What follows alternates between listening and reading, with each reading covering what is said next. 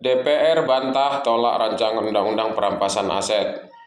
Komisi 3 memastikan pembahasan rancangan undang-undang perampasan aset tetap berlanjut sebagai bagian dari prolegnas prioritas 2026.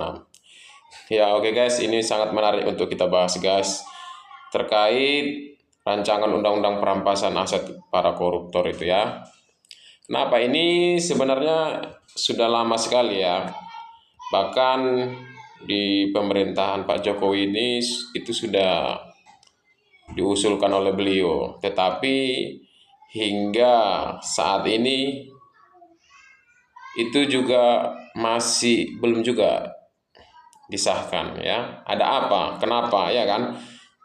Itu dia. Jadi kemudian narasi-narasi yang berkembang di luar sana itu beragam ya. Ada yang mengatakan DPR itu menolak rancangan undang-undang perampasan aset yang diusulkan oleh Pak Prabowo. Seperti itu narasinya ya guys. Jadi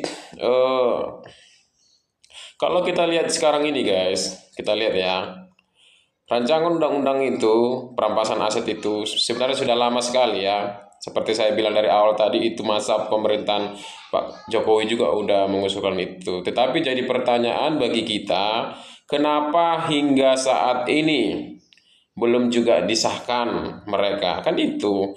Kemudian rakyat pun melihat, menilai ya.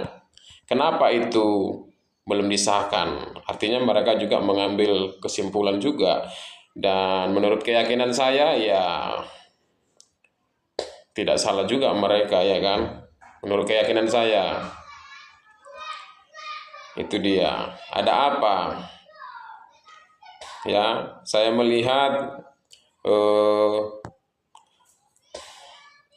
banyak kendala.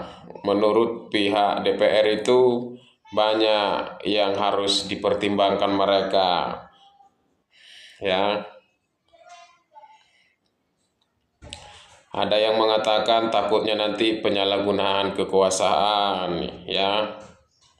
Ada yang mengatakan harus mempertimbangkan juga hak asasi manusia, ya. Tapi kalau saya lihat ya, di negara kita ini yang paling susah dalam hal mengambil keputusan terkait para koruptor-koruptor ini ya. Sementara kalau kita lihat di negara-negara lain ya mereka nggak ada kendala sama sekali, cepat mereka. Ya, itu dia. Tapi kalau mengenai menyangkut ke pajak, mengenai ke rakyat, itu menurut keyakinan saya yang saya perhatikan, itu cepat sekali penanganannya saya lihat. Ya, penanganan cepat dalam hal membuat undang-undang itu. Ini kalau memang untuk kepentingan mereka ini cepat. Itu yang kemudian menjadi bahan pertanyaan bagi kita sebagai rakyat, ya. Kenapa belum juga disahkan? Padahal kita tahu sendiri, ya kan, begitu banyak kasus korupsi yang terjadi. Bukannya memberikan efek jera kepada mereka, tetapi kita menunda-nunda. Sehingga apa yang terjadi? Bukannya malah koruptor itu malah jera, atau bukannya makin berkurang, tetapi malah memunculkan bibit-bibit baru. Ya, memunculkan bibit-bibit baru, koruptor-koruptor baru. Ya, mereka nggak takut sama sekali jadinya terakhir. Karena apa?